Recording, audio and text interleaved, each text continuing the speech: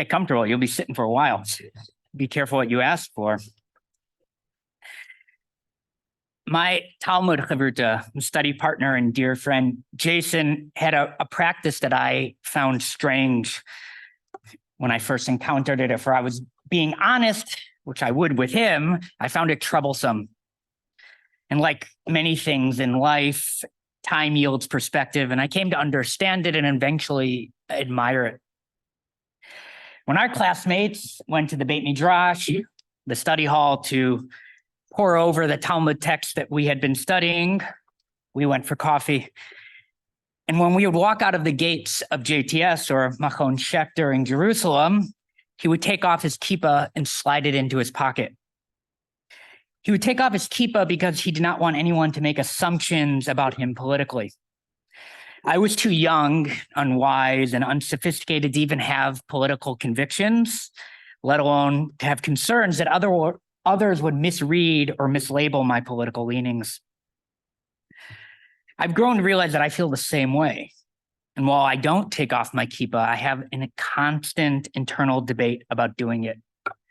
I wish I can shrink away from having this physical affirmation of my difference, of standing out in a way that causes other people to notice me. And after October 7th, I do take it off here and there, and it makes me feel like a coward. Cowering out of fear, blending in as the white guy I'm not. But pride can be dangerous, and I do feel a fear, real or imagined, and I'm not going to allow my pride to overwhelm my bodily safety. But there have been times in these last month plus where I was in no danger, but I wanted to get my cappuccino or groceries without stairs, without anticipating my lonely place being affirmed or furthered. But I feel guilty about it. And then there was the news that there was going to be a rally in DC. I began to ask myself, did I need to go?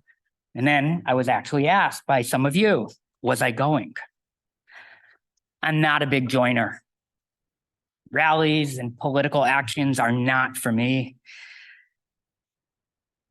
But did I need to go in my rabbinic capacity? Did I need to not go because of my rabbinic position? I felt there would be a mixture of both. I heard from a number of you that it made you feel proud, happy, or seen that Rachel and I were going. But what about people of a different political persuasion? Would my going piss people off? Would it alienate anyone? This would certainly be a mixed multitude, and who knows what will be said, who will be represented, and who will not be. What does my presence suggest? What will be said in my name? What political positions will be ascribed to me, or will my presence affirm simply by being there? I'm risk averse, and I was merely thinking about who might be upset rather than who would be touched. And how it would make me feel. As I mentioned earlier, many times over recent weeks, Yehuda Kurtzer helped clarify my thoughts. On Facebook, he wrote to his large audience of Jews from multitude of communities and backgrounds after the plan for the rally was announced. He intuited the thoughtful Jews' internal debate, which was probably merely his own internal debate. He wrote, "If you're reading this, I want to encourage you to come. Even if, like me, you don't love rallies and get nervous about what messages that you don't support might also be present. You harbor your own ambivalences about this aspect of the war or that, ambivalences that get reflected in long Facebook posts, but not usually at rallies. You mourn the loss of innocent Palestinian lives in the war as part and parcel of your Zionism. You are anxious about large gatherings of Jews right now and who else might show up to cause trouble or this or that." He continued, "I want to encourage you to come, if for no other reasons that our friends in Israel are watching global protests around the world that in many ways are demonizing them and entrenching their loneliness. And because we represent the vast majority of American Jews, And that story needs to be told. And because solidarity is a muscle that needs to be exercised and not just an emotion that is felt. And because our tradition insists that in moments of crisis for the Jewish people, there is immense value in showing up and screaming and being with others as virtuous acts, whether or not they succeed at changing present realities. And because our friends and loved ones are in harm's way and we dare not sit on the sideline. And because we have nostalgia for moments like this in our past and finally a chance to do what must be done. And because our kids are watching. I bought my ticket immediately after reading the post. I went on Monday and stayed at a hotel in a young, hip neighborhood where I only wore my hat. I got in my Uber Tuesday morning, kippah in my pocket, and we got into the heart of DC.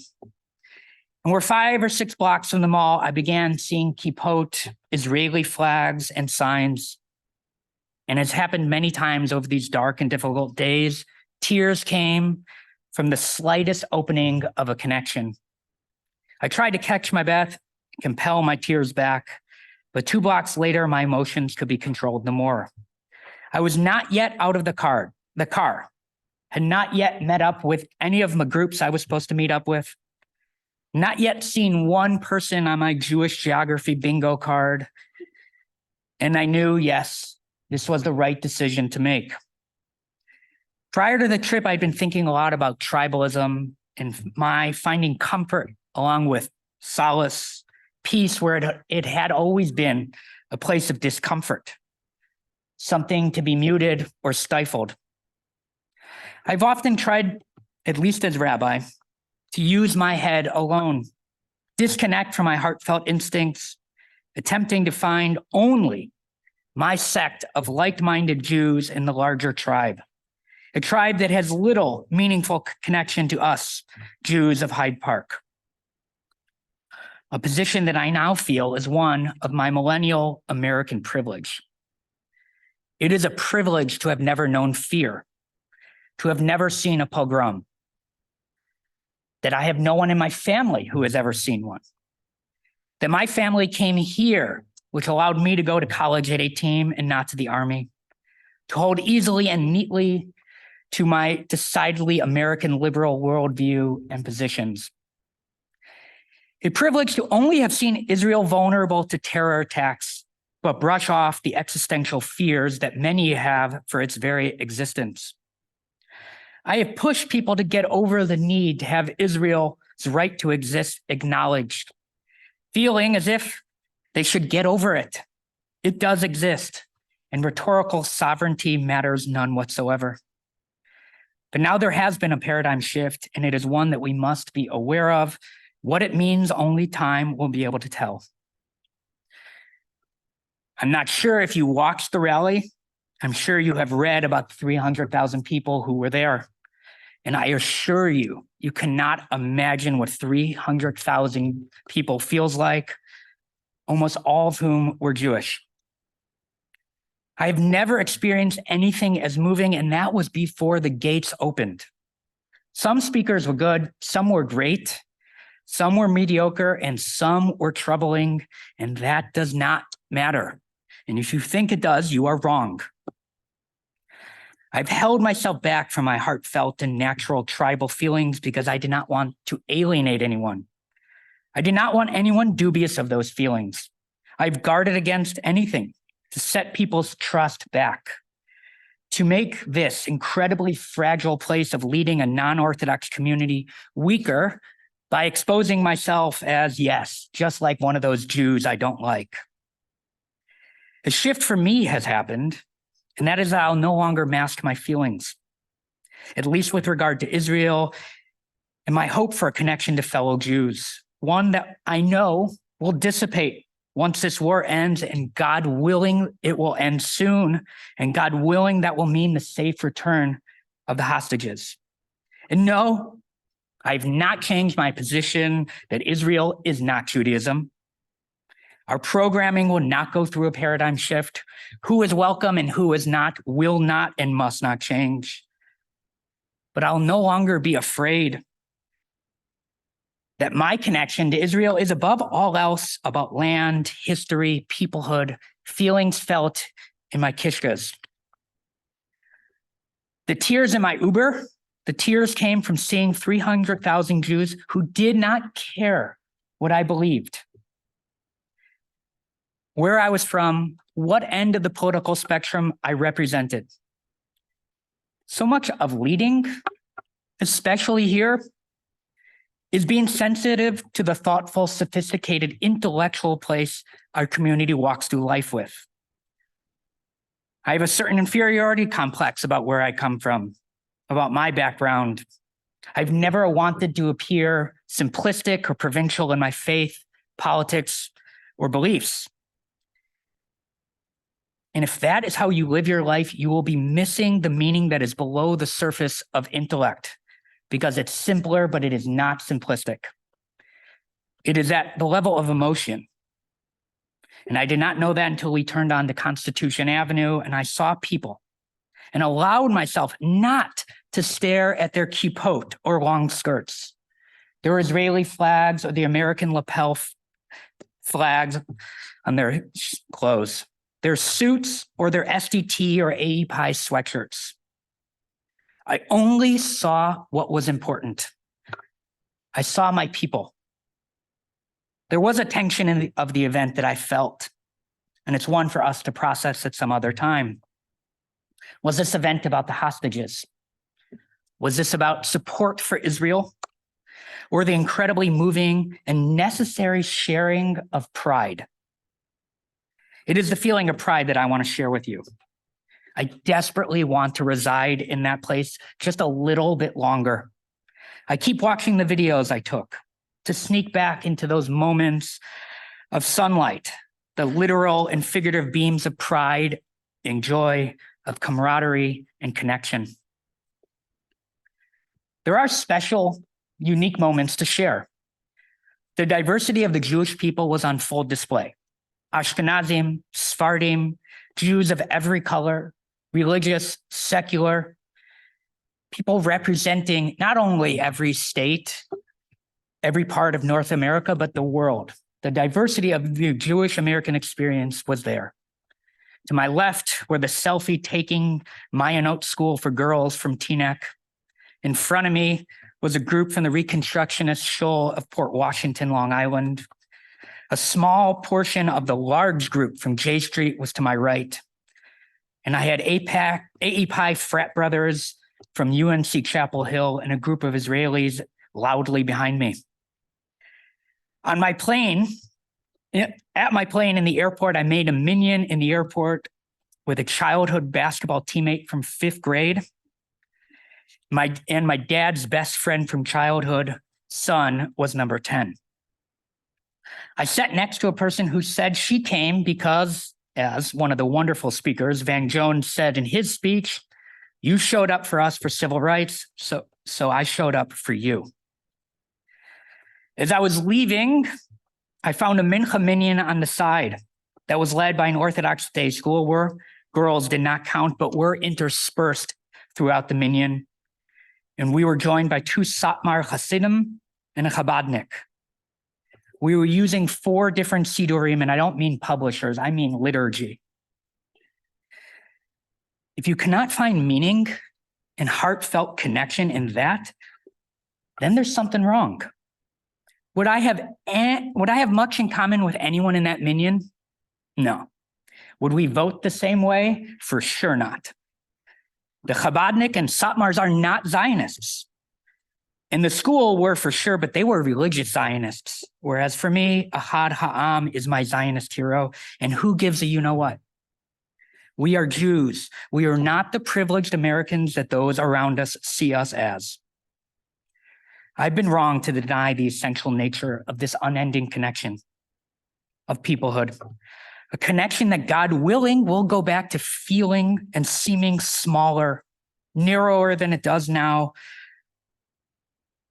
But we are wrong if we deny that it is there. We must continue to live the tension of the Pesach Seder, where we use our story and sit with that story of peoplehood in its formation while living out its universal message for a future impact. Our Torah portion, the Parsha, continues its unending campaigning of hitting us over the head with its eternal relevance. Toldot is the story of Jacob's birth, but we cannot look away from it being the story of Esau too. We cannot allow Rebekah's words upon having her dream of motherhood come to fruition, but to experience her future sons clashing in her womb and disregard it. She feels this pain. She knows it's not heartburn, but the branding on her heart of the future pain that these clashes will devolve into. She cries out, "If so, why do I exist?" She's saying to God, why me? Why do I need to give birth to these future problems? Why grant me my wish? Why hear it and respond to my prayer if the result will be pain and suffering? Why give this gift that will, in short order, turn into two warring nations, stolen blessings, colluding, and the blunting of future promises? I'm not sure, but I think it is a parable for what it means to be Jewish. Maybe that is the struggle. The wrestling that Jacob would go on to do and give us our name. Maybe that's actually what Israel means. To hold on to hope and hold it without passivity. To pray and to act and to live rather than giving up on life, which is what our rabbis say that Esau did in giving up the blessing, that he only lived in the moment, unable to see beyond it. God does not answer this prayer of Rebekah the way she might have wanted or anticipated. God says two nations will emerge from her womb, from these clashes. Two nations who see beauty and pain, rift, but ultimately some form of a reconciliation. God's prayer is to remind Rebekah that her prayer was the first blessing. True Revu, to be fruitful and multiply. That despite the pain and hardship, we bring blessing into the world only by seeking to add blessing, not removing ourselves from it, even when it is at a great cost. And no one knows that cost and the blessing better than her progeny, the Jewish people. My prayer for us is to live in the emotion of both her dream of motherhood, to add blessing and hope and the potential for meaning, and the blessing of emotion, of sitting in love, pain, joy, hurt, and sadness, and to do it without mask, in front of God, in front of each other, and in front of ourselves. That we all need to be comfortable, to be in pain with Jacob, warts and all, and sitting in that pain and joy with Jacob cannot mean that we are ignoring or blinding ourselves to the pain, hopes, and dreams of Esau. Shabbat Shalom. All right.